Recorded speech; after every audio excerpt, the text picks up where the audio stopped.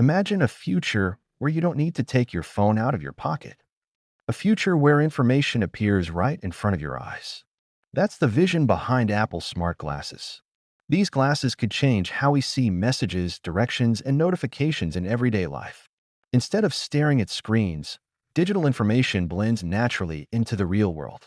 With smart glasses, you could get navigation while walking, read important alerts instantly, or even translate languages in real time, all without touching a device. This isn't virtual reality, and it's not science fiction. It's about making technology invisible, simple, and always available. Apple is known for waiting until a product feels perfect.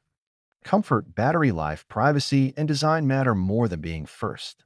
If Apple succeeds, smartphones may slowly become less important, just like older technologies once did. Apple's smart glasses could become the next evolution of personal computing, worn, not held. And when Apple introduces a new way to use technology, the entire world follows.